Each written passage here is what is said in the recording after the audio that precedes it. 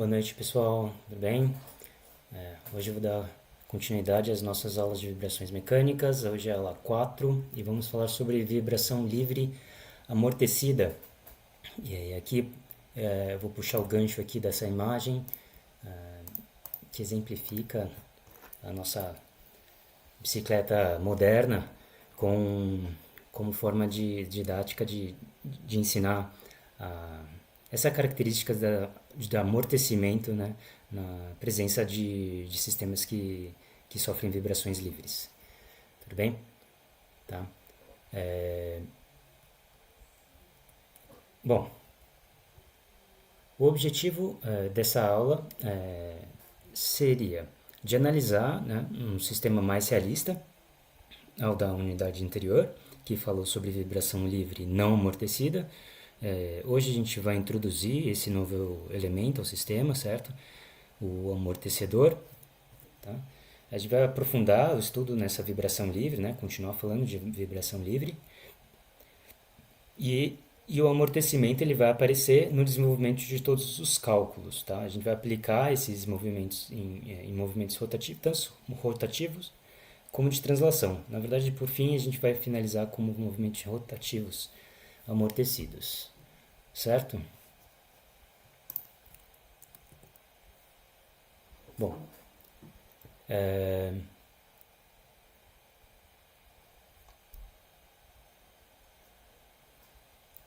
como eu falei, né, essa unidade a gente vai dar sequência, né, a esse estudo, né, desses sistemas determinísticos, tá? E esses sistemas com vibração livre amortecida.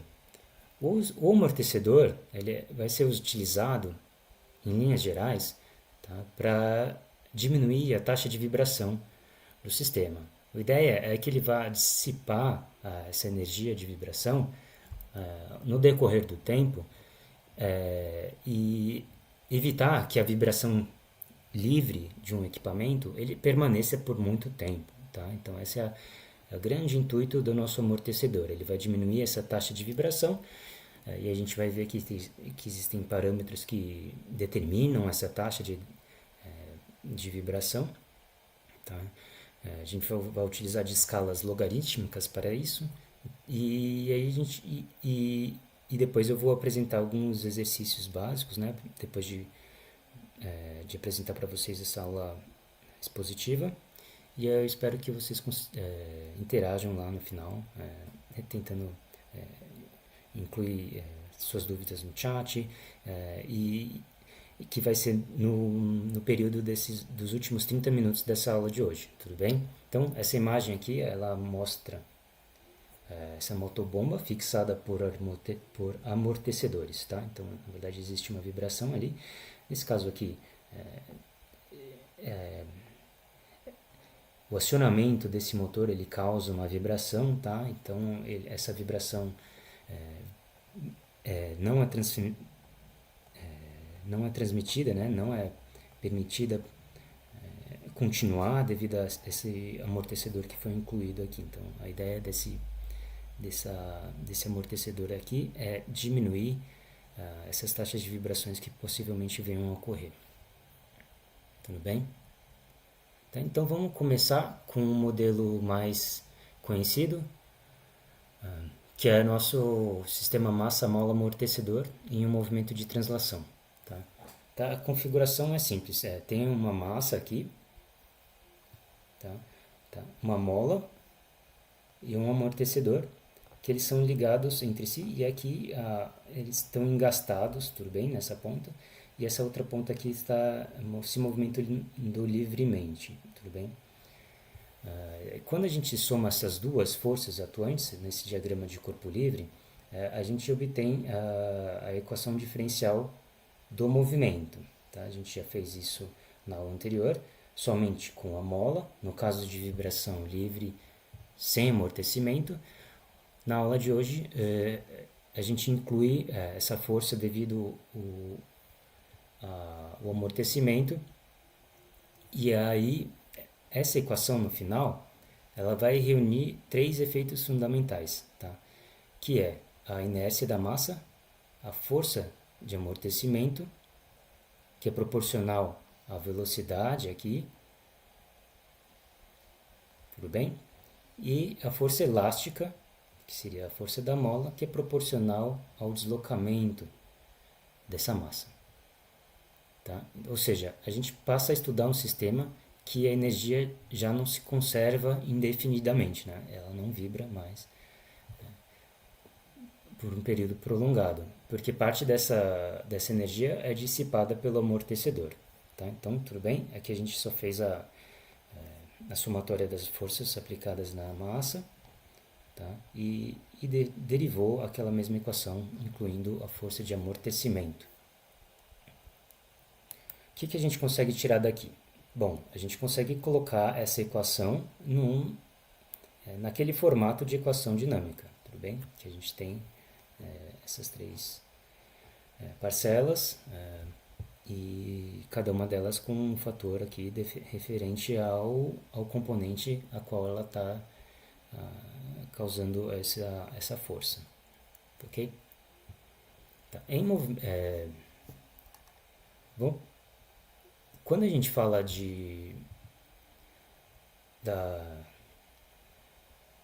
da resposta desse sistema, a gente consegue analisar graficamente. Tá? Então, aqui eu apresento um gráfico que mostra uma comparação entre a resposta livre amortecida, que está aqui em uma cor mais clara, azul, sem amortecimento. Então, percebe que a amplitude de deslocamento ela se permanece constante durante todo o período da vibração livre. Já com amortecimento, ela vai decair a amplitude, então essa amplitude ela vai depender do tempo agora. Tá? Então, lembrando que quando a gente pega aquela equação e propõe uma solução, né, aquela equação dinâmica que propõe uma solução, agora a gente tem que se dar conta de que essa minha constante que define a amplitude do deslocamento, ela vai depender não só do tempo, mas também como um fator que a gente vai chamar de fator constante de amortecimento. Tá? Então, e como a gente sabe, né? Então vamos propor uma solução dessa equação. E como eu falei, a gente vai usar uma equação exponencial. Tá? É uma solução que contém uma parcela, né? Um fator exponencial, que é justamente esse fator que vai decair com o tempo. Tá? É porque ele permite transformar o problema em uma equação algébrica. Tá?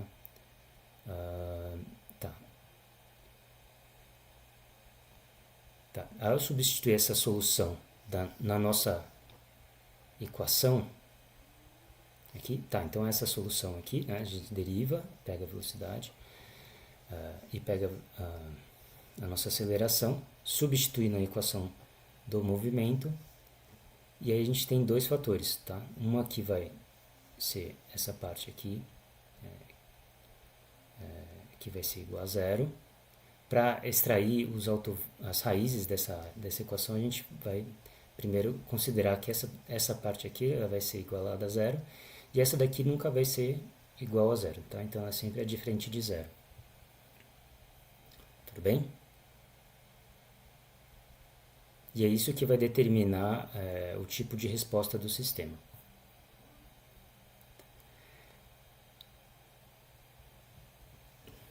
Tá? Aí a gente lembra aqui de Bhaskara para resolver aquela parcela que é igual a zero, tá? Um fator que é igual a zero. E a gente, para essas equações que têm de segunda ordem, a gente consegue obter duas soluções. Tá? Então a gente consegue encontrar dois valores para a nossa solução, que são raízes daquela equação de segundo grau. Essas raízes elas dependem diretamente dos parâmetros, desses parâmetros aqui do sistema. Tá? Que são a massa, a rigidez da mola e o amortecimento. Tá? Então a gente substitui esses fatores aqui na solução, tá? E aí esse é o ponto principal aqui, que é a natureza das raízes que define o comportamento vibratório. Tá? Então a gente dependendo do discriminante, a gente tem três possibilidades distintas. Tá bem? Então, dependendo dessa relação que tem da solução aqui, a gente vai ter três casos distintos. Para o delta, quando o delta for igual a zero, tá? Ou seja, esse valor aqui, essa parte for igual a zero, e na verdade, cada um desses três casos eu vou falar em sequência, tá? E aí esses casos são representados por esses três casos de amortecimento, tá? Ok. Tá, então, bom, se a gente pegar essa forma de solução e continuar simplificando, tá? A gente vai chegar numa expressão de solução que é bem parecida com aquela da vibração, só que aqui inclui o amortecimento, tá bom? Ok. Ok, tá, para o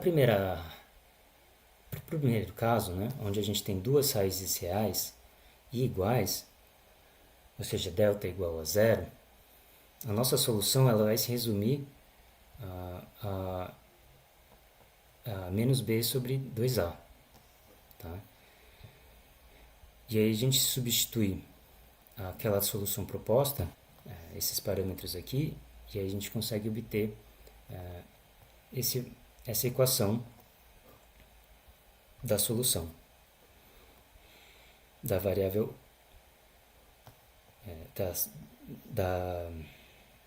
do nosso parâmetro de movimento, tá? Do nosso deslocamento em função do tempo.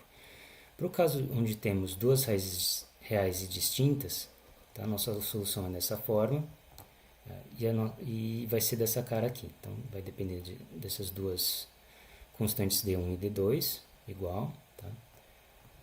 E vai ter essa exponencial aqui que vai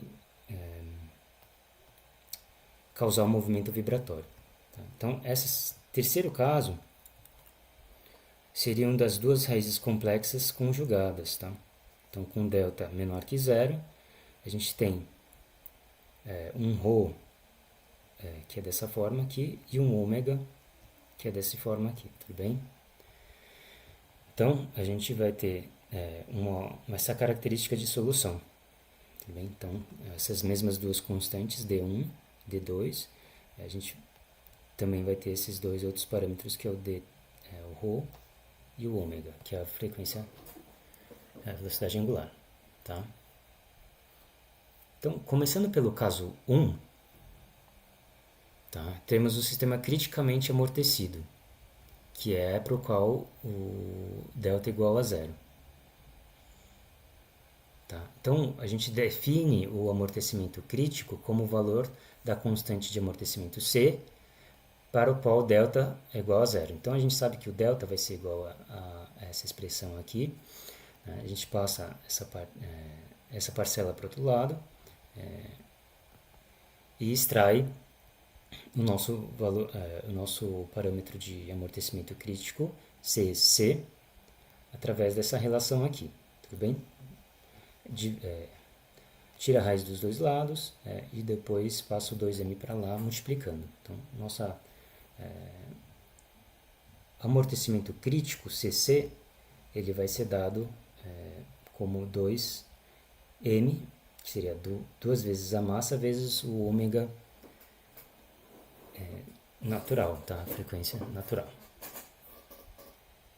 Certo? Então, nesse ponto, o amortecimento é exatamente o necessário para fazer o sistema retornar à posição de equilíbrio no menor tempo possível. Tá?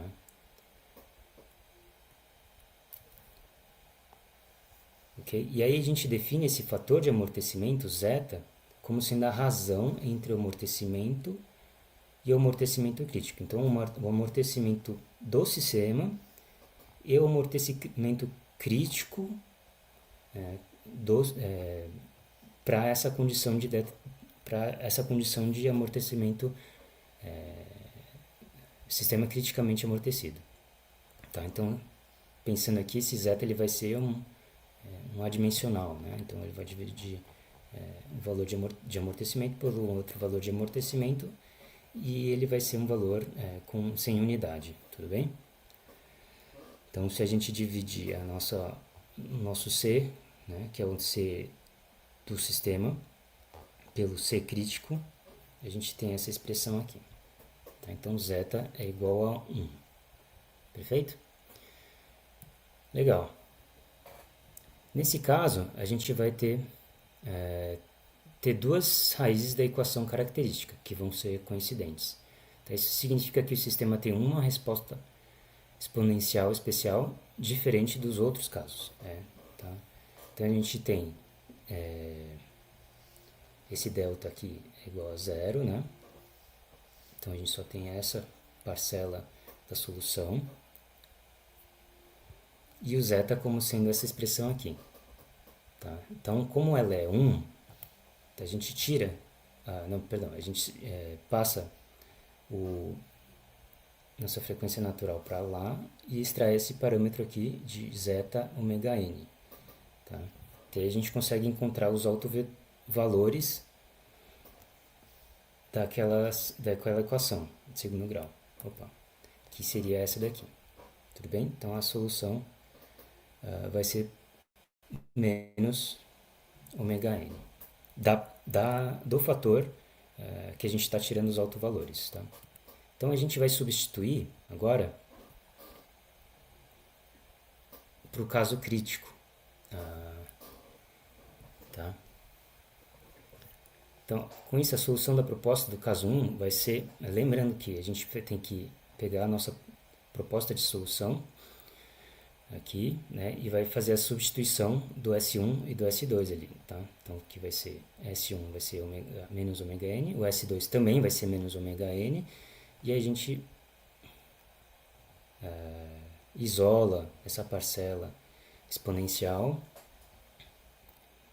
e agrupa as duas parcelas aqui dentro desse parênteses. Tá? E aí o próximo passo é aplicar as condições iniciais. Tá, a gente sabe que a condição inicial de x quando t igual a zero vai ser de x0. Tá? A gente vai definir elas como sendo dessa forma. E a nossa condição inicial de x ponto para t igual a zero vai ser definida como v0. Tá? E com essas duas condições iniciais, a gente consegue encontrar as constantes d1 e d2. Tá? Então, para t igual a zero, essa parte aqui vai a zero, né? Essa parcela vai a zero. Então, a gente tem somente que... e essa parcela esse fator da exponencial vai a 1.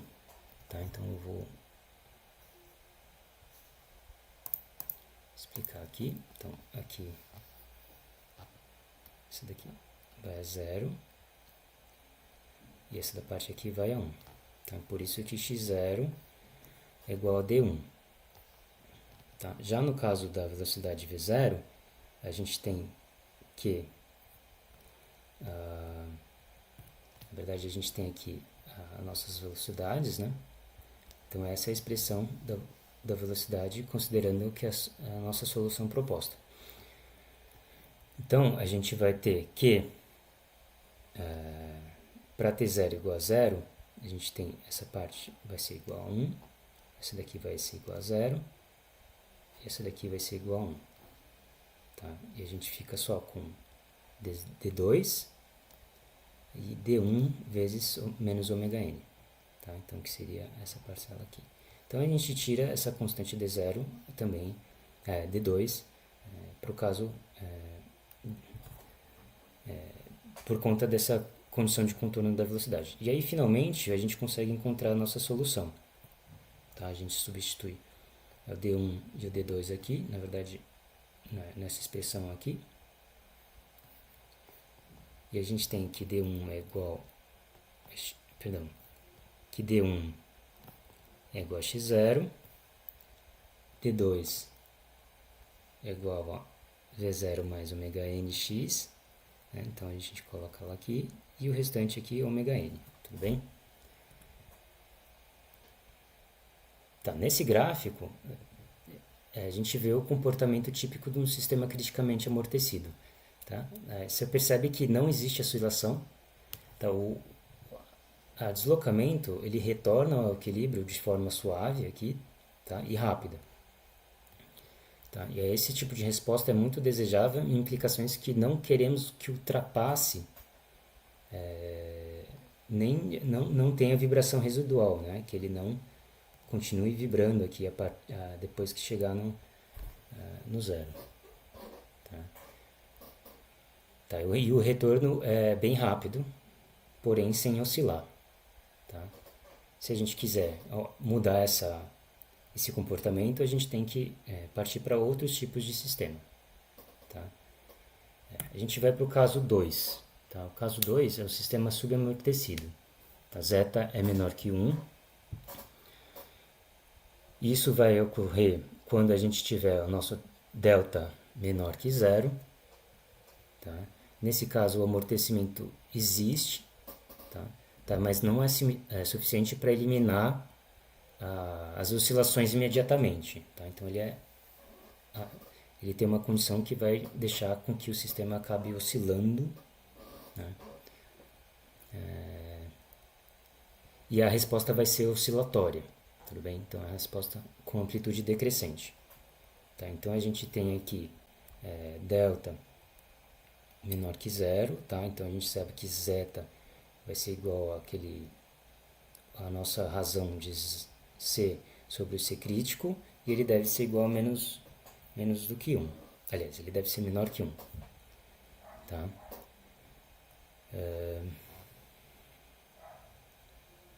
Então a gente faz a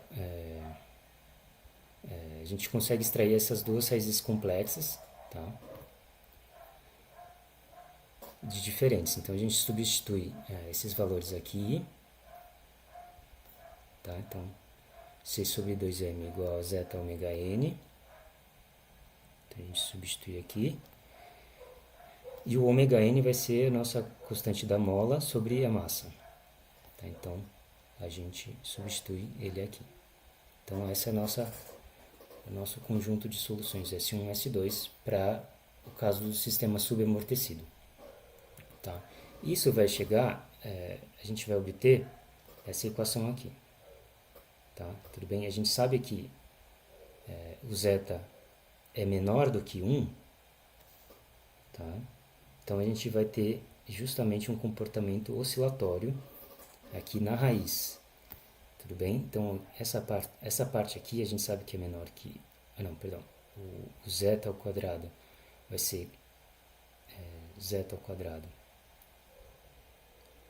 vai ser menor que 1. Tá? Essa parte aqui ela vai ser, na verdade, negativa. Tá? Então a gente sabe que zeta 2 menos 1 vai ser menor que 0.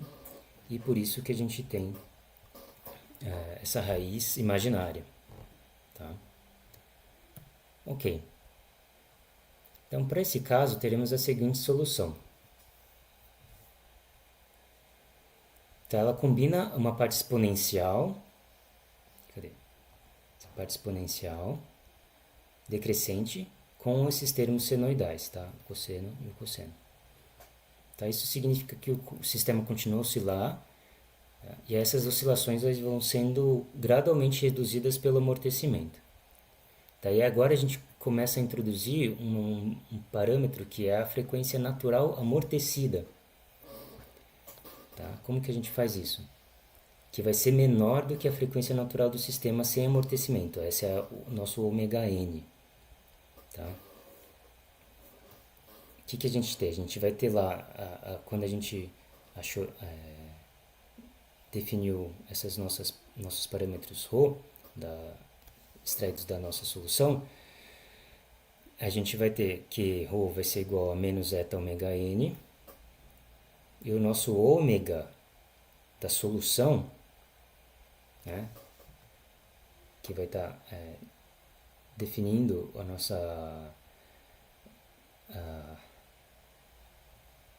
nossa componente oscilatória, ela vai ser exatamente igual a ômega n raiz de 1 menos zeta ao quadrado. Tá? Tá, e essa daí vai ser a nossa frequência amortecida com um período de amortecimento. Tá? A gente vai chegar nessa, nessa, nesses parâmetros também, que vai definir o tempo que ele demora para causar o amortecimento. Então, a gente vai ver com mais calma isso mais para frente. Tá? Então, no final, se a gente pegar essa expressão que a gente chegou aqui, né,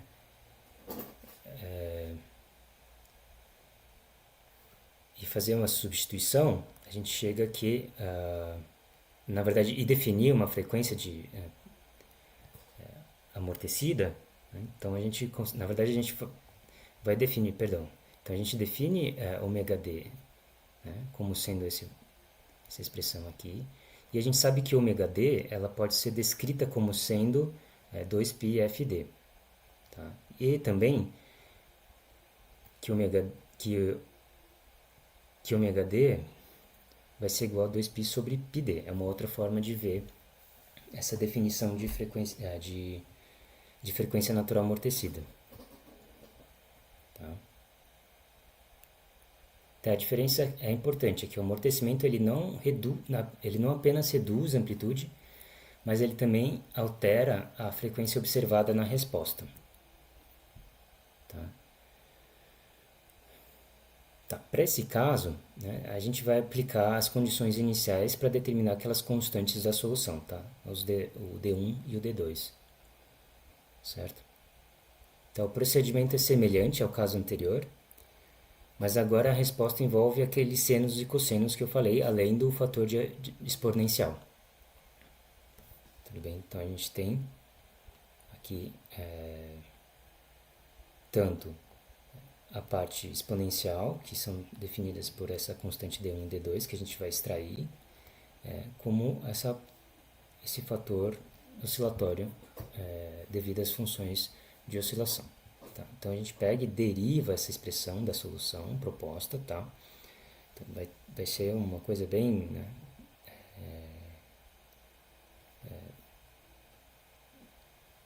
bem comprida aqui, né, devido às os vários fatores que temos aqui.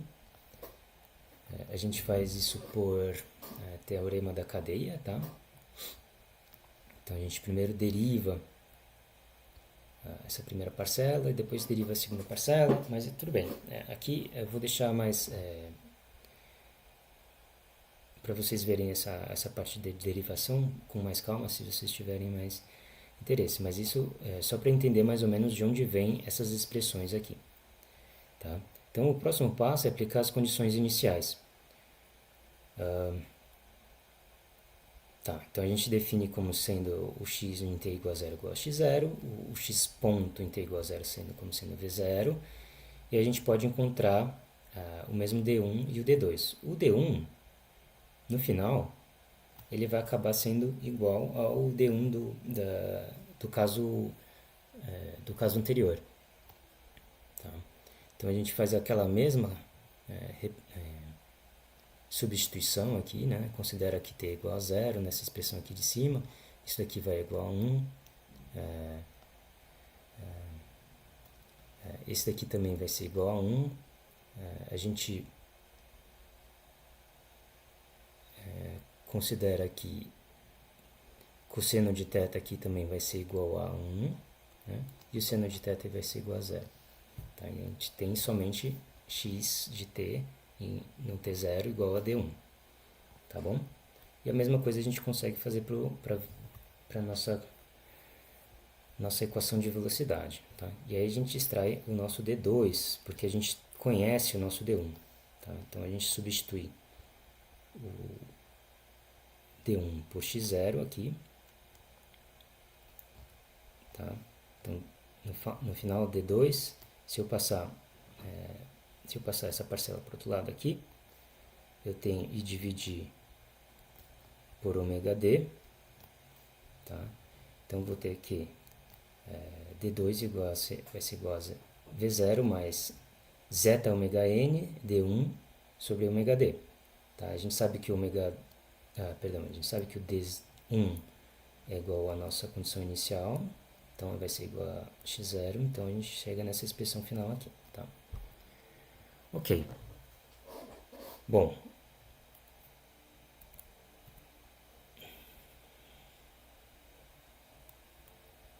aqui a gente vai dar continuidade ao cálculo das constantes e aí a gente vai reorganizar as expressões para achar os outros parâmetros, tá? Então, o que importa didaticamente é perceber que a solução final pode ser escrita de maneira compacta, tá? Mas o seu significado físico continua sendo o mesmo da oscilação amortecida. Tudo bem?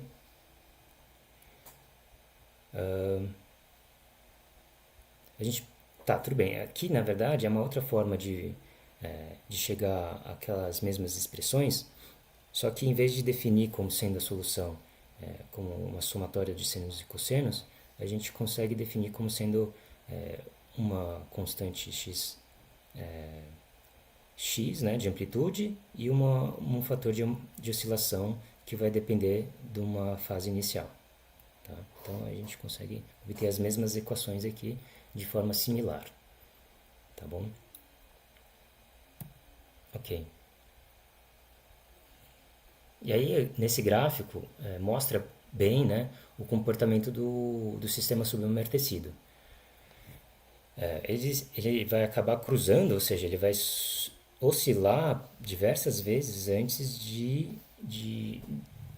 da energia se dissipar ao longo do tempo. Ela é comum essa condição ela é bem comum em veículos, né, em suspensões, tá, em estruturas e equipamentos mecânicos em geral. Tá? É um bom exemplo de compromisso ali entre uma vibração que continua presente com um amortecimento que vai diminuindo a energia com o tempo, certo?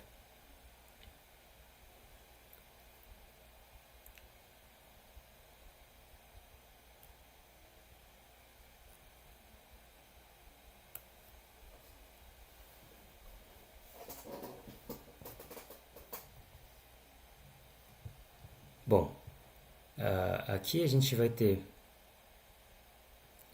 nosso sistema subamortecido ainda, tá? Que esse caso vai acontecer ainda com o delta igual a zero, maior que zero. E aí, como a gente vimos, a gente vai ter essas duas equações, essas duas raízes reais, de novo, e diferentes, tá? E aí a expressão da solução vai ser dessa forma aqui. Tá?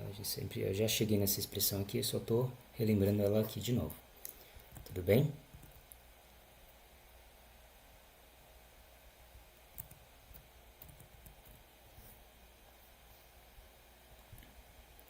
Tá bom, agora a gente vai analisar o sistema superamortecido, tá? Que é quando o zeta, na verdade, é maior que 1, tá? E nesse caso, o amortecimento é maior do que o crítico. E as raízes da equação vai ser características e são reais e distintas, tá? Então, fisicamente, o sistema não oscila, e aí ele acaba retornando para o equilíbrio assim de forma mais devagar, mais lenta, tudo bem? Então, vamos lá. Opa.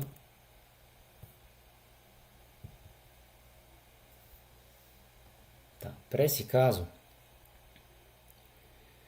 teremos a seguinte solução. Opa, aqui. Tá. A gente lembra que vai ser dessa forma aqui. Ele não vai oscilar, ele vai oscilar agora, na verdade, de forma mais lenta. Ele vai reduzir a amplitude de forma mais lenta. E aí a gente vai chegar nessas equações aqui a partir da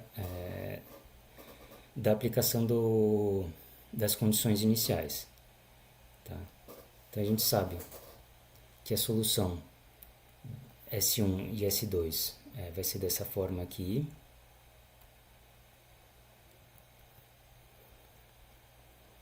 E a gente consegue isolar essa parcela que tem um decaimento exponencial e essas outras duas aqui também que vão ser devido ao decaimento exponencial. Tá? E a partir disso a gente consegue derivar e chegar numa expressão que é bem grande também. Sempre lembrando que a gente faz isso para obter as constantes que a gente sugeriu aqui nas soluções propostas. Tá? Tá, e o próximo passo é aplicar as condições iniciais. x0, v0. Tá? Então, dessa expressão que a gente tem aqui de cima, para t igual a zero, tá? A gente sabe que isso daqui vai ser 1, tá? E esse daqui vai ser raiz de ômega t, a gente vai zerar essa aqui e vai zerar essa parte aqui. Tá? Então a gente acaba aqui. A gente tem d1 vezes exponencial de ômega n zeta, e a gente consegue extrair essas duas constantes d1 e d2 a partir dessas condições ali. O mesmo vale para a nossa expressão da velocidade, tá? Que a gente chamou aqui de v0. E aí a gente faz a mesma condição aqui. Esse daqui vai a 1, tá? Esse daqui também vai a 1. E a gente sobra essas outras parcelas aqui, tudo bem? Que são referentes a esses fatores aqui de baixo da velocidade. Tá? E aí essa primeira parcela é referente a essa parcela aqui. Então aqui é 0 de novo, esse aqui é 0 de novo. Tá? Então esses todos vão a 0. Ok? Bom, no gráfico a gente observa que o sistema amortecido, superamortecido, ele não oscila, tá? Mas ele volta ao equilíbrio de forma mais lenta. Portanto, se a gente for comparar com o caso crítico, a gente percebe que ambos não vão oscilar, tá? Porém, o criticamente amortecido, ele é mais rápido, ok? Então, esse é um ponto bem importante, tá? Mais amortecimento nem sempre significa que vai ter um desempenho melhor, um desempenho dinâmico melhor. Tá? Esse tipo de amortecimento é muito usado nos sistemas que precisam de movimentos rápidos e precisos. Tá? Ele precisa ser bem preciso. Então, a gente usa o caso do superamortecido. Ok? Bom, vamos agora comparar as nossas três soluções com o comportamento da vibração livre sem amortecimento. Tá? Como eu expliquei, tá? No nosso caso criticamente amortecido, ele vai decair, não vai oscilar e vai ser de forma rápida. O superamortecido, ele vai demorar um pouco mais para parar de vibrar, tá? E já o caso do subamortecido, ele vai continuar oscilando, tá? Até que ele eventualmente vai ir a zero. Tá? Então, o sistema não amortecido, ele mantém a amplitude, o subamortecido, ele oscila com amplitude decrescente, o criticamente amortecido, ele retorna rapidamente, sem oscilar, e o superamortecido também não oscila, mas ele responde de uma forma mais lenta. Tá? Então, vamos falar agora de decremento logarítmico. Tá? Aí ele representa a taxa de redução da amplitude entre ciclos sucessivos, tá? De uma vibração amortecida. E eu vou usar o caso aqui do subamortecido. Tá, ele é muito útil experimentalmente, tá? Porque ele permite estimar o amortecimento do sistema a partir da medição das amplitudes. Então a gente vai definir como x1, x2, x3, x4, x5, x6. Tá? E a gente define essa taxa de redução de amplitude como sendo o log da razão entre amplitude x1 sobre amplitude x2. Tá? E aí onde esses x1 e x2 eles representam esses tempos t1, eles representam as amplitudes no tempo t1 e no tempo t2. Tá? Em vez de depender apenas desse nosso modelo teórico para caracterizar o sistema, a gente pode usar os dados experimentais para chegar nessas soluções. Tá? Tá. Nesse slide a gente vai ver a dedução da expressão do decremento logaritmo para o caso subamortecido, como eu mostrei na imagem do slide anterior. A ideia aqui é usar aqueles valores lá de amplitude em tempos diferentes para relacionados com o fator de exponencial da resposta. Tá? E aí a gente tem essa grandeza prática simples para medir esses sistemas que são vibratórios, em ensaios vibratórios, tudo bem? Então, a gente sabe que a solução desses sistemas subamortecidos, eles são dessa forma aqui. E aí, lembrando que essa forma é a segunda forma que eu apresentei lá como caracterização de um sistema com esse comportamento. Tá? Lembra que a primeira era com as amplitudes constantes D1 e D2, né? E dessa forma aqui é só um fator de amplitude associado a um cosseno, né? Um fator oscilatório, definindo a fase, certo? Então a gente sabe que para T1 e T2 a gente vai ter x1 como sendo x de T1 igual a T1, perdão, x de T igual a T1 e x2 sendo x de T igual a T2, tá? E a gente sabe que também que o T2 ele está à frente do T1 por aquele período que eu defini naquele slide anterior, é o período de vibração, tá? E que ele é dado por essa expressão aqui, ok? Então, se a gente substituir a ômega t tal d, né, a gente vai ter a expressão para T2, em função de T1. Tá? Então, se a gente for pensar só no fator aqui de oscilação, tá? Essa função de oscilação, a gente tem que, substituindo T2 por T1 mais T2, tal D, né? A gente faz essa substituição aqui. E da mesma forma a gente sabe que o tal D ele vai ser igual a 2π sobre ômega D, certo?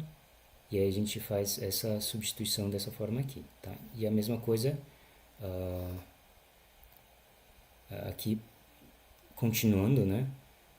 A gente obtém esse valor aqui. Então a gente sabe que a parte de oscilação, na verdade, ela é igual ao T2, ao T1, tá bom? Então a gente sabe que para essa parte aqui, que na verdade vai ser igual a essa daqui. Tudo bem?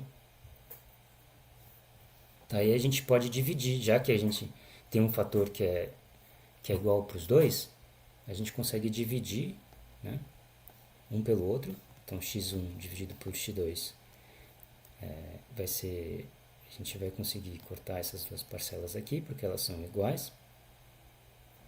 Tá? A amplitude vai ser também igual. A única coisa que vai continuar aqui é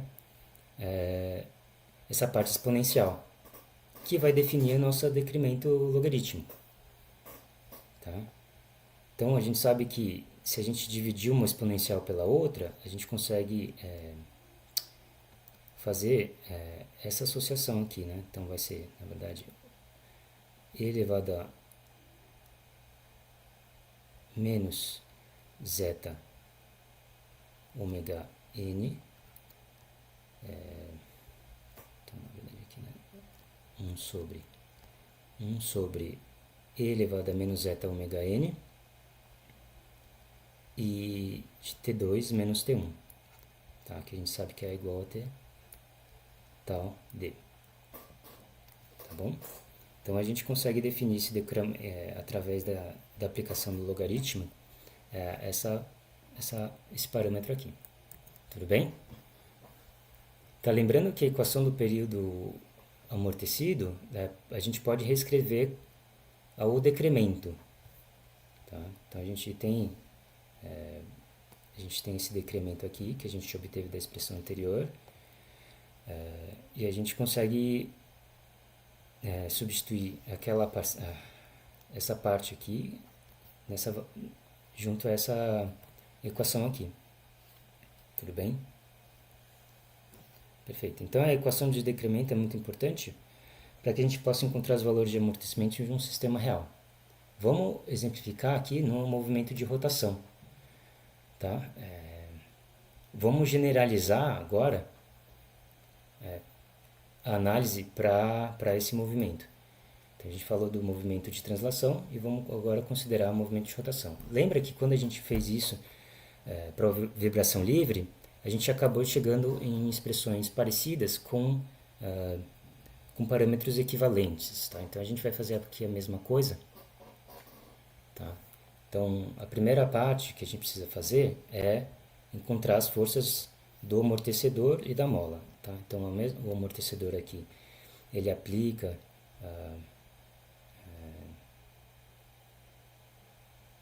esse momento aqui na verdade essa força aqui no centro, nessa porção aqui no meio da nossa barra, e a força da mola vai ser aplicada na ponta da nossa barra, tá? E aí a gente tem que a velocidade dessa posição aqui vai ser igual a metade da velocidade, metade desse braço aqui vezes a velocidade dessa rotação. E a mesma coisa a gente tem para o deslocamento xm, que vai ser igual a distância L vezes a posição θ, ok? Então a gente faz a somatória dos momentos e aí a gente consegue extrair essa mesma equação aqui, tudo bem? Ok, tá. A gente consegue, a partir desse ponto, chegar em expressões parecidas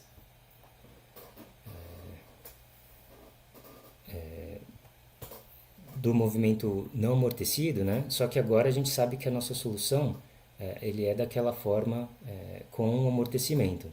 Então a gente faz as substituições do nosso C equivalente, né?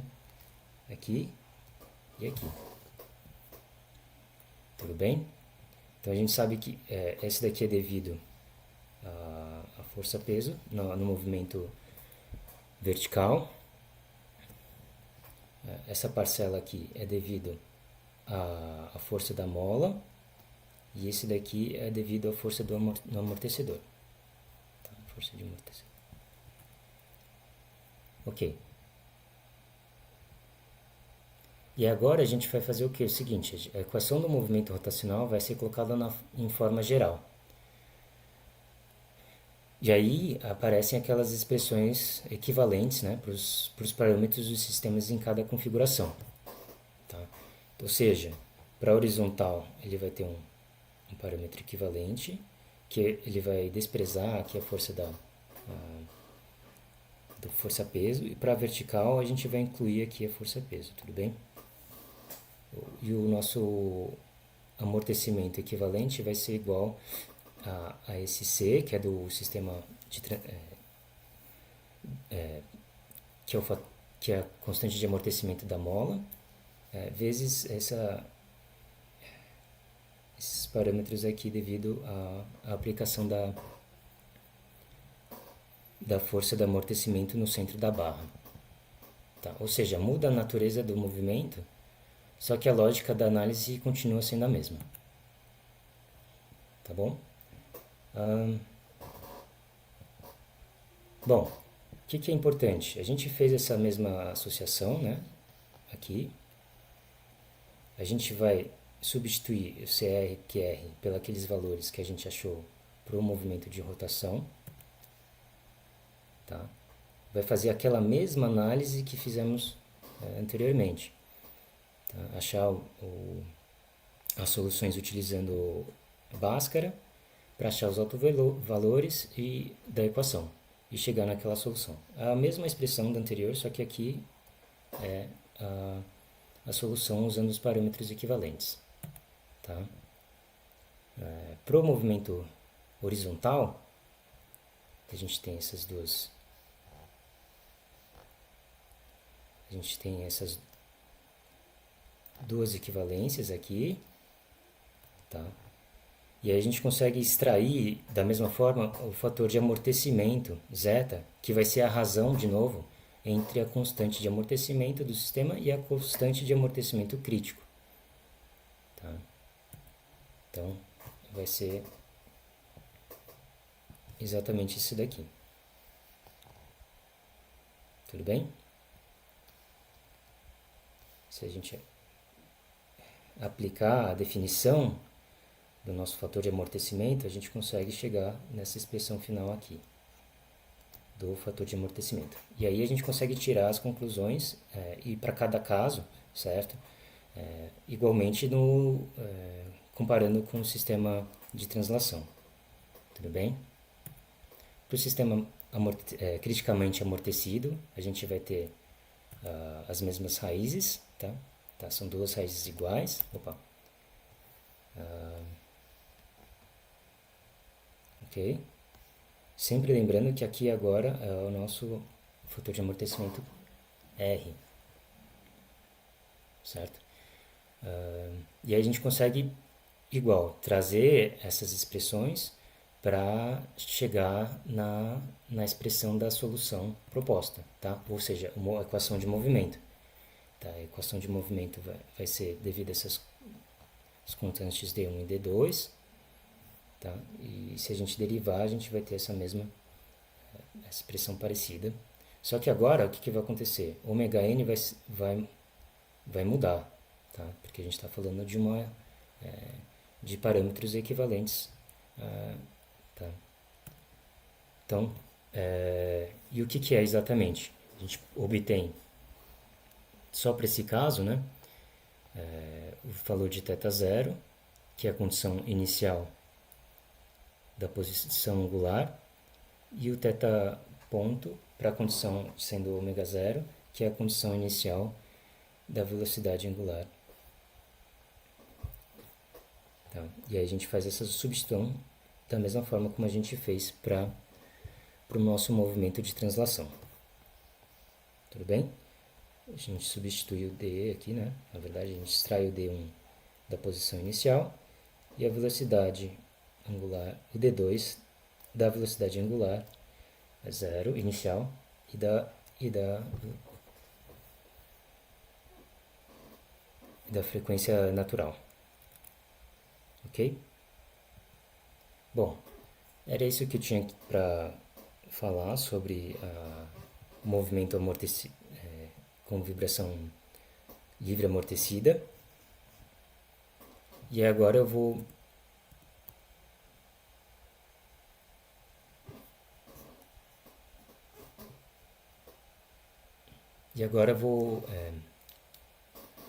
passar para a parte da aula que eu proponho a resolução de exercícios e eu vou fazer o passo a passo da resolução delas. Tudo bem?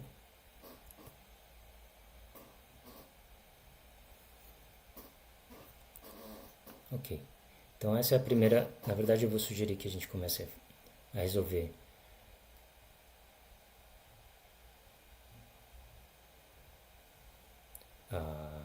o exercício proposto da apostila aqui.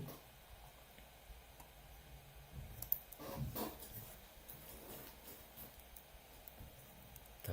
E aí eu vou, com o tempo, sugerindo as soluções. Vale lembrar que aqui a gente tem todos os parâmetros necessários para a resolução do exercício. Tá? A gente tem Tá, então aqui a gente tem a suspensão traseira de uma motocicleta, tudo bem? E aí acabou escolhendo, na verdade a gente tem esses parâmetros das condições do sistema. Então, 200 quilos, que é o peso que é a massa da nossa moto. Tá, e a gente analisou o teste para verificar o comportamento da suspensão após a passagem da suspensão traseira por uma lombada. Ok. Ou seja, ele teve uma força aplicada no instante e a partir desse instante retirou-se a força e ele partiu para um movimento com características de vibração livre e amortecida. Tá? Aí é que ele fala que notou-se que a mola teve um deslocamento máximo de 200 milímetros. Tá? Então, nosso x0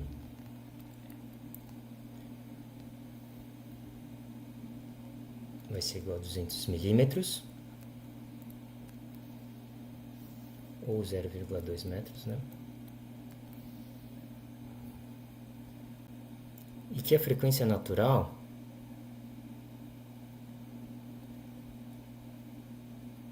é de 2,5 Hz. Tá, então, Fn igual a 2,5 Hz. A gente sabe também que o coeficiente de amortecimento é igual a 0,4. E esse coeficiente de amortecimento é aquele zeta, tá? Sem unidade. Tá, e a partir desses dados, a gente pode extrair a frequência... primeiro, qual que é a frequência natural do sistema? Em radianos, tá?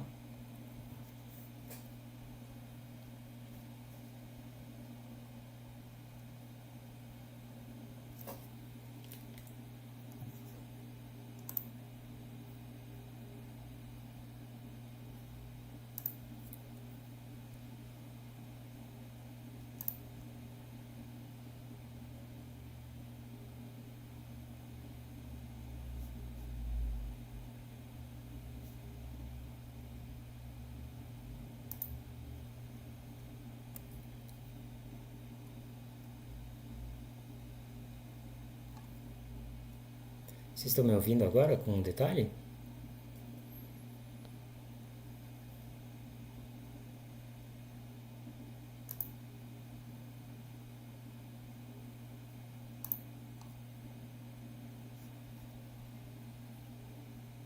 Ok. Ok.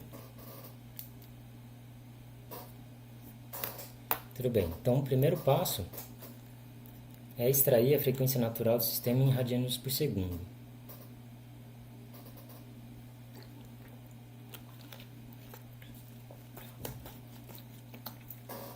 Então, a gente lembra que para obter essa expressão em radianos por segundo, a gente precisa lembrar da equação, da expressão da frequência natural. E aqui a frequência natural ela vai ser 2π igual a Fn. Tá. Então aqui é em Hertz, tá? Então a frequência natural em Hertz é dada por Hertz e a frequência natural em radianos por segundo a gente precisa multiplicar por 2π. Tudo bem?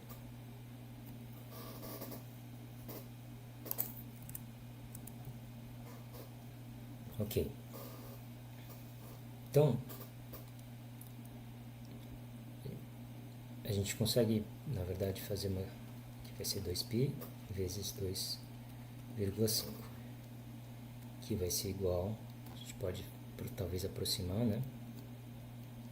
O cálculo que eu fiz aqui para 15,71 radianos por segundo. Tá?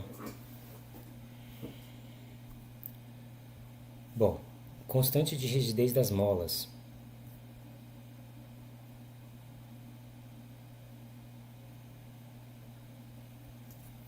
A gente sabe que esse sistema aqui ele vai ter uma constante de rigidez equivalente, tá?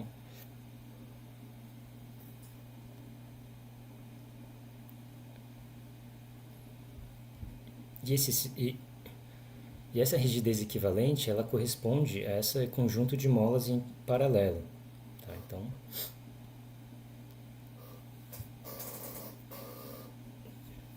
certo? Então a gente vai ter que a constante de rigidez equivalente é igual a massa vezes ômega n quadrado, tá? A massa a gente tem e ômega n ao quadrado é esse valor aqui que a gente tem,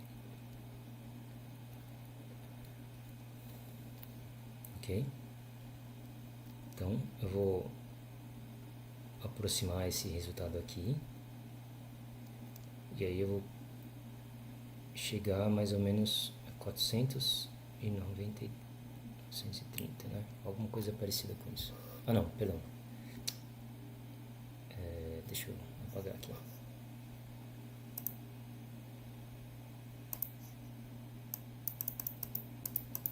Agora aprendi a apagar aqui. Ok. Então na verdade, a rigidez equivalente ele vai ser aproximadamente 4,93 vezes 10 a quarta aqui, newtons por metro. Só que essa rigidez equivalente, na verdade, ela é composta por aquela expressão da soma das duas rigidezes, né? Então vai ser igual a K, na verdade é 2K, né? K mais K igual a 2K igual a esse valor daqui. 493 10 a quarta. Então a gente chega aqui, o K no final vai ser aproximadamente 2,47 vezes 10 a quarta em newtons metro. Ok? Bom, agora a gente começa a falar do assunto da aula de hoje, que seria a frequência e o período amortecidos em radianos por segundo, tá? E em segundos, respectivamente. Bom, a gente tem agora a frequência natural em radianos por segundo, e a gente sabe que o nosso ômega d vai ser igual a ômega n vezes a raiz de 1 menos zeta ao quadrado. Tá? Que esse é o caso da subamortecido, né? Por conta das oscilações. Certo? Então a gente pode fazer as substituições. A gente sabe que o zeta ele é dado do enunciado, tá? Então são três dados do enunciado. E aqui vai ser mais ou menos 15,71 vezes a raiz de 1 menos 0,4 ao quadrado. Isso daqui vai ser aproximadamente 14,40 radianos por segundo. Tá? O período, bom, é aquela expressão dada para a frequência amortecida. Tá? Então, aqui a gente sabe que o período tal 2 é igual a 2π sobre ômega d. Ômega d a gente tem esse aproximadamente, né? 2π sobre 14,4, que é igual, que vai ser aproximado aqui a 0,436 segundos. Tá. Vamos ver como está aqui.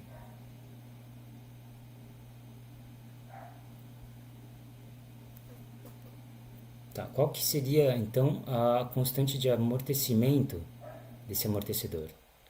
Tá? O que é a constante de amortecimento? Aquele C.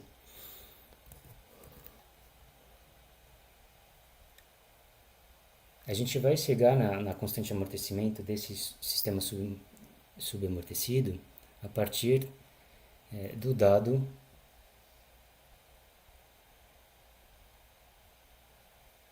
do nosso coeficiente de amortecimento. Tá?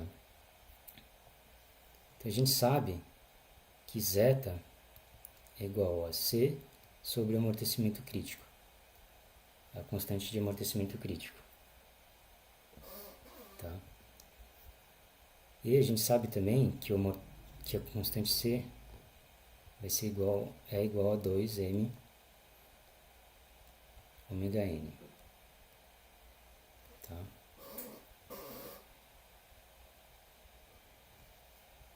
A gente pode substituir esses valores e chegar no valor da constante do amortecimento. Mas primeiro a gente precisa passar multiplicando esse lado da equação. Então a gente tem C igual a zeta 2m ômega n. Tá? Aqui vai ser 0,4 vezes 2 vezes a massa, 200, vezes o nosso ômega n. Aqui vai ser 15,71. Tá? E aqui a gente chega nessa expressão aqui. Tá? Então vou escrever aqui embaixo. C é aproximadamente igual a 2,51 10 terceira newton segundos por metro. Tá bem?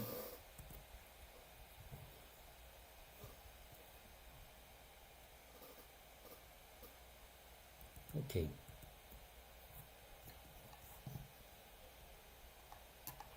Então, aqui a gente tem todas as respostas que foram pedidas. Tá? Então, frequência natural em radianos por segundo. Constante de rigidez das molas.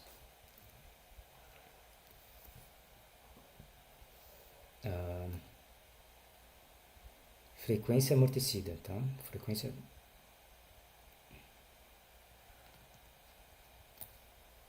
tá aqui. Período amortecido tá aqui. E a nossa constante de amortecimento.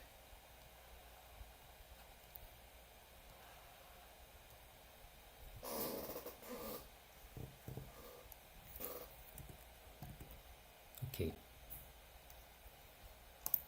Bom, o próximo exercício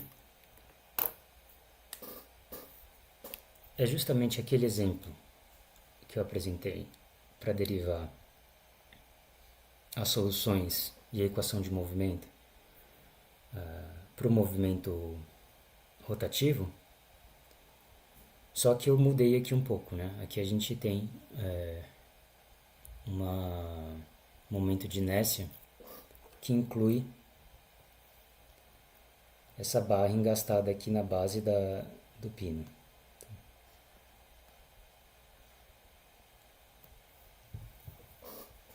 Tá, então, como a gente sabe sobre o movimento de rotação, a gente vai analisar o sistema representado a seguir, sabendo que as massas da barra, tá, então vamos lá. A massa da barra vertical é 4 kg e da horizontal é 2,7 kg. Então, a massa vertical aqui, vou chamar de MV, igual a 4. A massa da barra horizontal é igual a 2,7. Tá?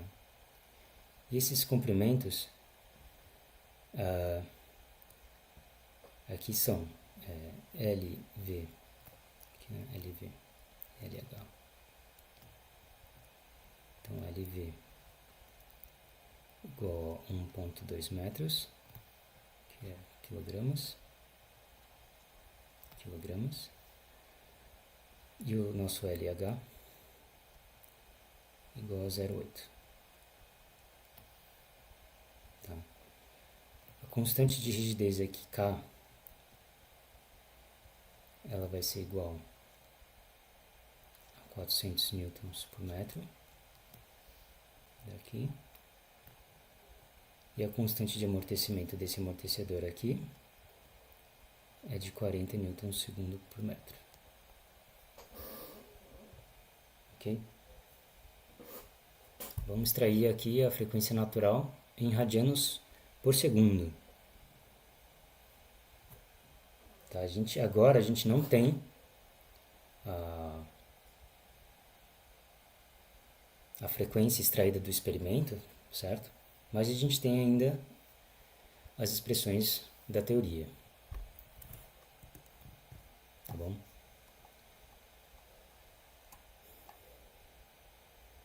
Bom, para isso a gente precisa obter um movimento de inércia equivalente ali.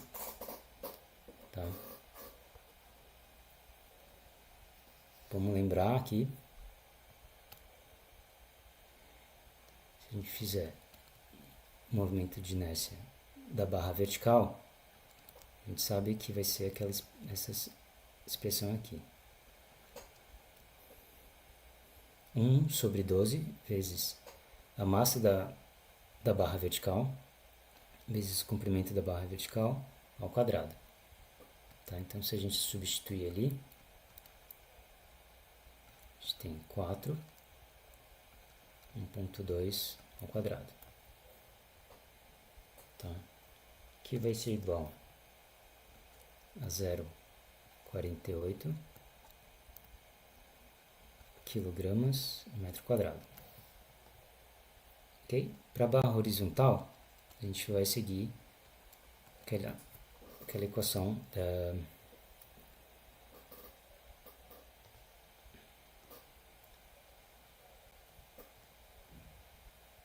que ela vai girar, na verdade, em torno da extremidade. Tá? Então, a primeira, ela gira em torno do centro de massa, centro de gravidade, e a barra horizontal ela vai girar em torno da extremidade. Então, a gente tem essa expressão de 1/3 de m horizontal sobre um LH no quadrado, que vai dar 1/3. Aqui nesse caso vai ser 2,7. E o LH, ele é 0,8, tá? Então, 0,8 ao quadrado. Isso vai me dar esse valor para o momento de inércia da barra vertical. Nesse caso, horizontal. Tá? Que é 0,578. 576. Ok. O momento de inércia equivalente ali vai ser a soma dos dois, tá?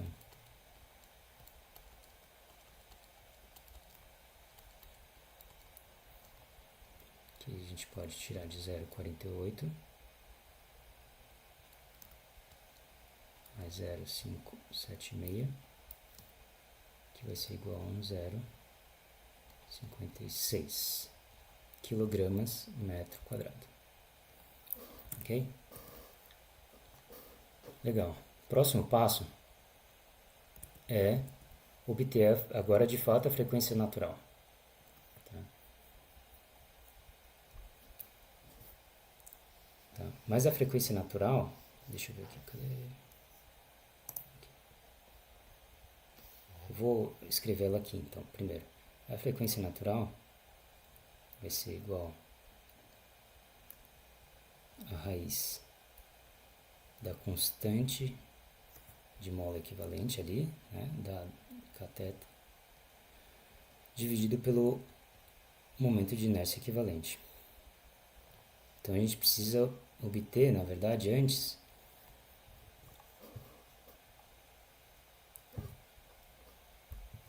o nosso K equivalente. Tá? Então K θ vai ser igual a K, que aí a gente mede aqui, na verdade, a gente precisa saber da distância de aplicação da força K. Tá? Então, essa força K vai ser justamente o comprimento da barra horizontal, que é LH ao quadrado. Então, a gente substitui aqui, a gente sabe que a rigidez da mola é 400 newtons por metro. Opa, aqui ainda não.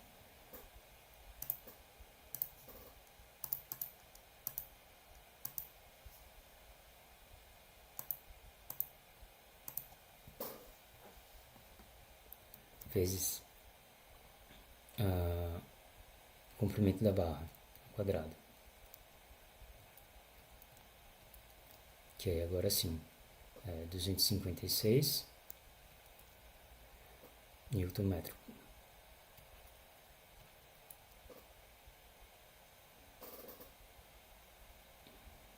Radianos. Ok?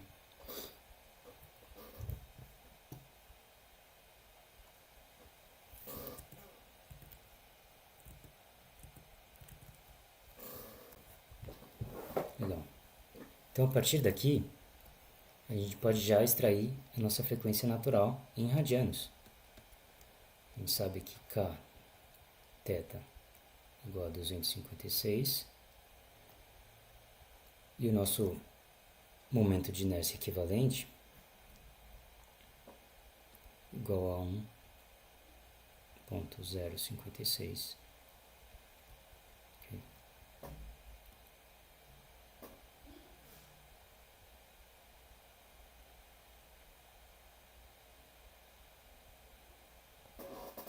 Ok. Isso vai me dar um valor aproximado de 15,56 radianos por segundo. Tá? Bom, fator de amortecimento. O fator de amortecimento ele vai ser zeta igual ao amortecimento do sistema dividido pelo amortecimento crítico do sistema, que é igual a 2 vezes raiz de momento de inércia vezes o cada mola.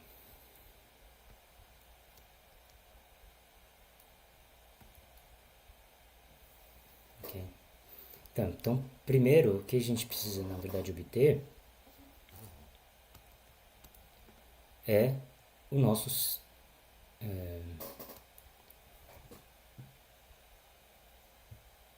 é o nosso amortecimento, tá? É a constante a gente, na verdade, a gente tem nossa constante de amortecimento, que é dado aqui do sistema. Só que é o equivalente, né? Para obter o amortecimento rotacional, então C θ,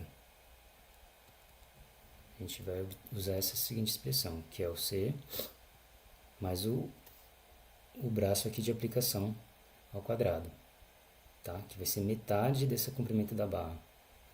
Então vai ser L ao quadrado, LH sobre 2 ao quadrado.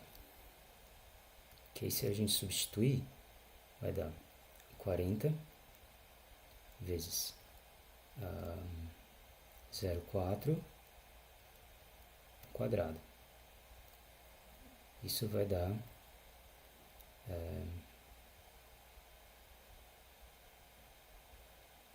6,4, que é Newton metro segundo sobre radiano. Tá. Então a gente tem já agora o amortecimento rotacional e a gente consegue substituir nessa expressão para achar o fator de amortecimento. Tá. Que vai ser simplesmente a substituição daqueles valores ali. Então 6,4 dividido por 2 raiz, e a gente substitui o valor do momento de inércia equivalente vezes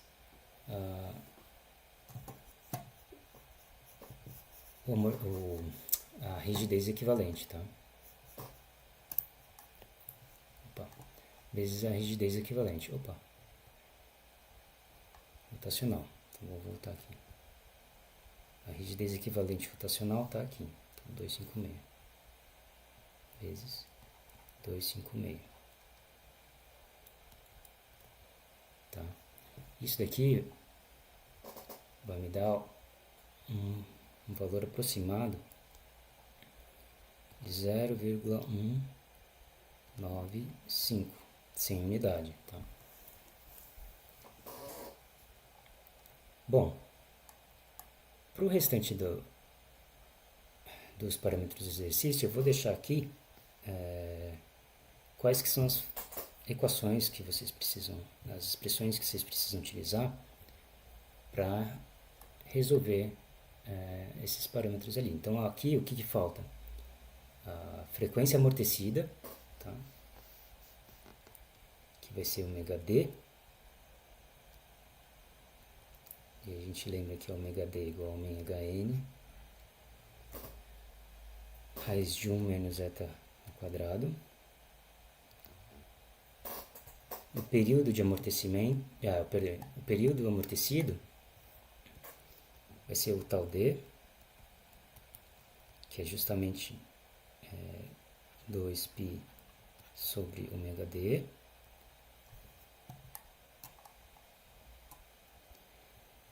E por último, o decremento logarítmico, que é esse del, vai ser justamente igual a 2π zeta sobre raiz de 1 menos zeta ao quadrado. Tá certo?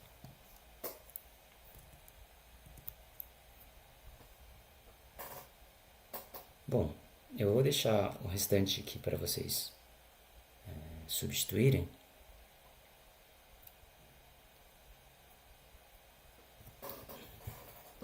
Mas essa é a ideia básica da resolução do exercício. Tá? Então, sempre lembrando aqui que a gente tem essas expressões.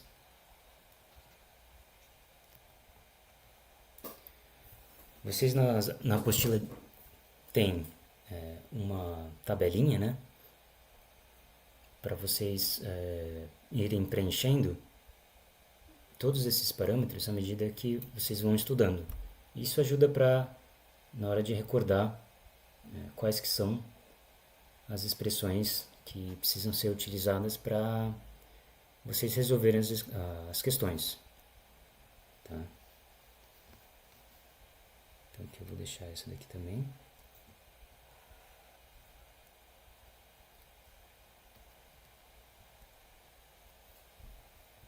Okay. Bom, daí eu vou perguntar para o pessoal se tá tudo certo.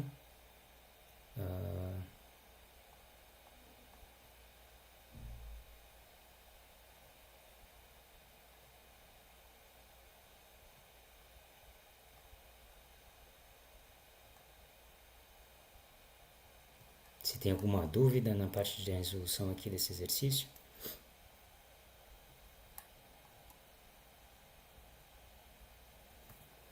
Não, tá bom. Então, eu acho que, na verdade, por hoje é só. Eu não tenho mais nenhum exercício sugerido a ser resolvido. E eu vou dar uma boa noite a todos, né? E desejar uma boa semana e bons estudos. Tá bom? Tchau, tchau.